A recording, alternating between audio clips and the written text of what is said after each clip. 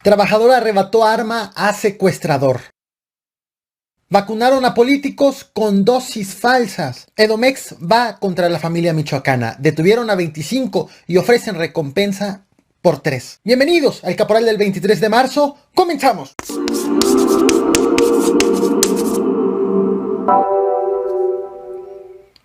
Lo que verás a continuación es importante que lo veas como un golpe de suerte, dado que la persona arriesgó su vida para arrebatarle el arma a un secuestrador. Esto ocurrió en el municipio de San Miguel de Allende, en el estado de Guanajuato. Al menos un hombre con un arma larga ingresó a un taller mecánico, preguntó a los trabajadores por el dueño del negocio y afirman que la intención de esta persona armada era secuestrar al dueño del lugar. Cuando uno de los empleados decidió someter al delincuente, le arrebató el arma y consiguió que huyera ese delincuente. Y hago varios apuntes sobre este hecho. Uno, todos los riesgos que esto conlleva. Y ahora que no ha logrado su cometido, la duda es, ¿volverá esta persona a abrir su negocio o el trabajador regresará a su lugar de empleo? ¿Trabajarán en paz? Yo te pregunto, ¿qué harías tú si fueras el dueño o si fueras el trabajador que desarmó al delincuente? Leo tus comentarios y te comparto justo el video en donde se aprecia este momento. Vemos allí, están los trabajadores en el taller. Son 3 personas. Y van a llegar 2 más del lado de la izquierda. Vemos que uno alcanza como a huir, se mueve del lugar. Llega uno armado y el otro es un empleado. Y ahí es cuando forcejea. Sueltan un disparo. Afortunadamente no le da a nadie de los presentes. Y así es como lo desarman.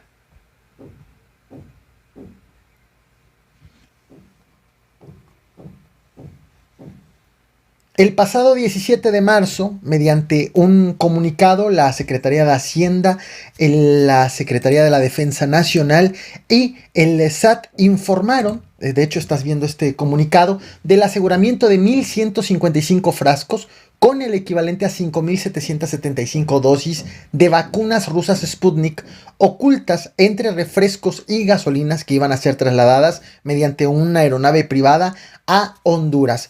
Al día siguiente, Rusia, el gobierno ruso, negó que se trataran de vacunas Sputnik, como se había informado oficialmente en México. De hecho, ofreció detalles que estás viendo en pantalla para pues que la ciudadanía verifique que se trataba de un producto hechizo, el asegurado en México. Hoy nos enteramos de tremenda cosa.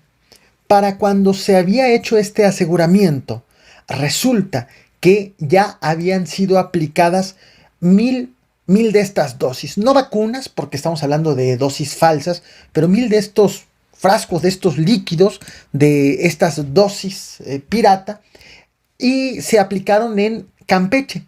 La historia es la siguiente. El pakistaní Mohammad Yusuf Hamdani tiene una maquiladora llamada Karims, cuyos trabajadores recibieron esas vacunas, entre comillas, con el objetivo de que pues, puedan seguir yendo a trabajar sin temor a ser contagiados del COVID.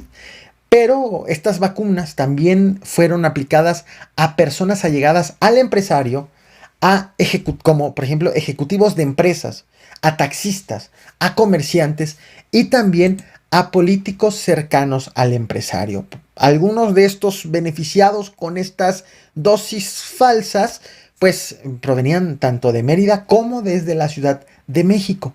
Las inyecciones fueron aplicadas en 2 lugares, en el hotel Ocean View, que es propiedad del empresario, y también en un consultorio particular.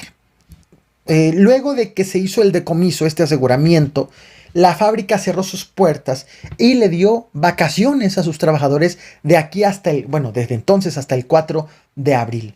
Esta información, todo esto que te estoy compartiendo, ha sido dado a conocer y ha sido asegurado por Grupo Reforma, que asegura que el empresario es señalado como el responsable de importar estos líquidos, estos medicamentos falsos, estas vacunas falsas, y reconstruyó esta historia que te acabo de compartir mediante testimonios de personas que fueron inyectadas, pero que ahora aseguran que tienen temor por los efectos en su salud debido a que no saben qué cosa fue lo que les inyectaron. Ahora bien, ¿quién es este empresario? Mohammad Yusuf Hamdani.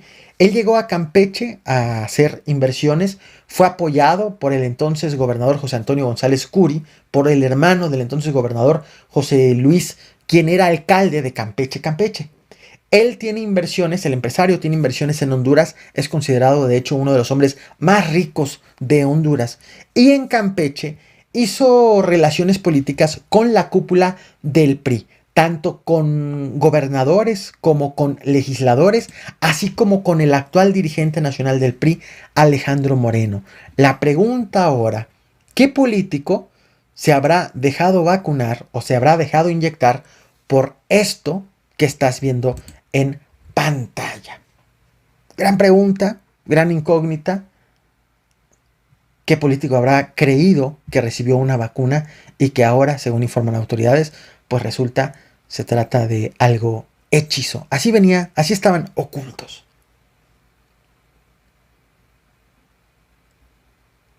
El gobernador de Tamaulipas, Francisco García Cabeza de Vaca, perdió un round en su defensa contra las investigaciones que hay en su contra, iniciadas por parte de la Fiscalía General de la República, mientras la Cámara de Diputados está evaluando, revisando la solicitud de desafuero del gobernador tamaulipeco.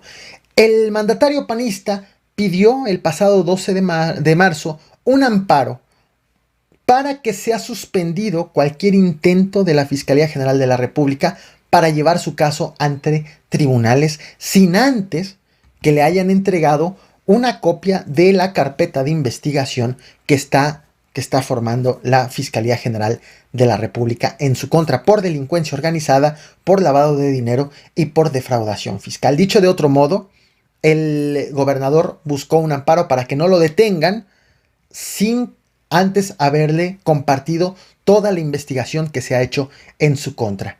La jueza segunda de distrito en amparo penal de la Ciudad de México inicialmente negó esta suspensión provisional pedida por el gobernador, justificando que, uno, no podía ordenar la entrega de fotocopias de la investigación porque no tenía elementos para determinar si el gobernador está en calidad de imputado.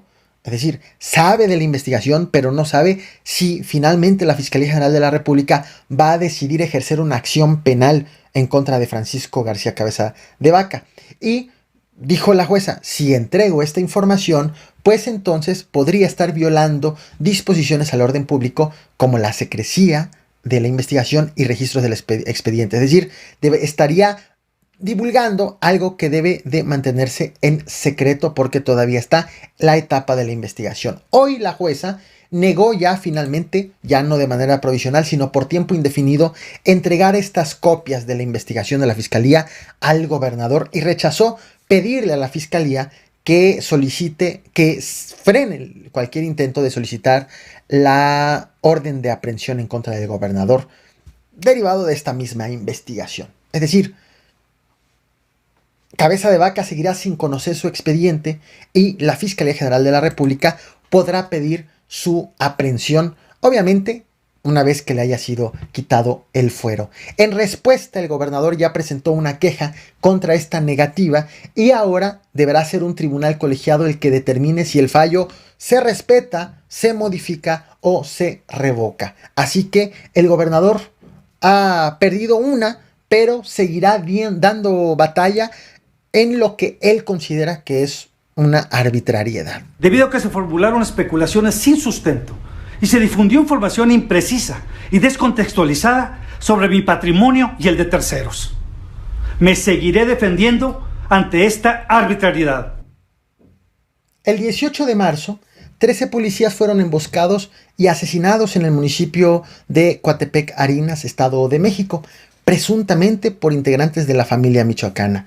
Y presuntamente porque así lo dijeron algunos de estos policías emboscados en un audio de auxilio que te compartí en aquella ocasión y que te comparto nuevamente. Pide apoyo en Puerta del Carmen, nos están balaceando.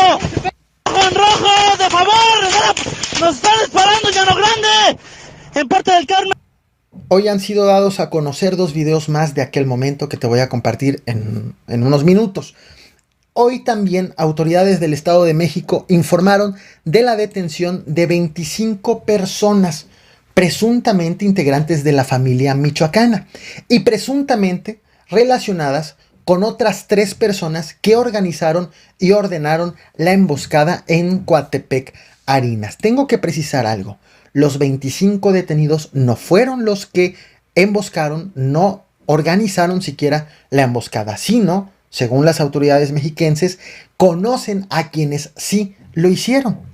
Ahora bien, la Fiscalía Mexiquense ha dicho que 8 testigos ya presentaron su declaración ante el Ministerio Público, ya identificaron a esas 3 personas que presuntamente organizaron y ordenaron la emboscada, incluso consiguieron una orden de aprehensión en su contra y están ofreciendo una recompensa de 500,000 pesos por cada una de estas 3 personas, pues para quien aporte información sobre su localización. Recompensa que estás viendo o mensaje que estás viendo en pantalla. Han identificado a uno como Macrina, quien es señalado de ser el jefe de plaza de la familia michoacana, otro con el apodo de Fierros, quien es señalado de ser jefe de sicarios, y el tercero, Barbas, quien es el segundo jefe de sicarios según las indagatorias y los señalamientos de las mismas autoridades. Ahora bien, sobre los 25 detenidos. Las autoridades informaron que los capturaron el pasado 19 de marzo, es decir, un día después de la emboscada. Esta detención lo hicieron como parte de un operativo que le han llamado Operativo Rastrillo y que hicieron en los municipios de Coatepec, Harinas, en donde corrió la emboscada, en Almoloya de Alquiciras, en Zacualpan, en Ixtapan de la Sal y en Tonatico, todos estos municipios en el Estado de México, y aseguraron que participaron 190 elementos, tanto de fuerzas federales como de la Secretaría de Seguridad del Estado de México y de la Fiscalía General de Justicia del Estado de México también. Los 25 detenidos son acusados de, además de sus presuntos vínculos con los supuestos organizadores de la emboscada, acusados de realizar actividades ilícitas para la familia michoacana como venta y distribución de droga, halconeo y robo en diversas modalidades. Las autoridades mexiquenses dijeron también que durante este operativo recuperaron 4 armas oficiales y un arma larga que afirman, o según tras los estudios periciales, fue utilizada al menos en 2 homicidios. Uno cometido el pasado 16 de julio del año pasado en Ixtapan de la Sal, y otro el 1 de octubre en el municipio de Coatepec, Harinas. Sobre los 13 policías emboscados, las autoridades mexiquenses han informado apenas hace unas horas que estos se dirigían a la zona de Puente de los Sabinos, en el municipio de Coatepec, Harinas, en donde iban a instalar un punto de revisión. Te comparto los 2 videos del momento de la emboscada que han sido dados a conocer hace apenas unas horas. Nos vemos al rato con más información. No olvides suscribirte y reventar el botón de like y seguirme también en el otro canal, El Caporal Podcast. Hay todavía muchísimo más que compartir en otros espacios. Gracias y te comparto el video.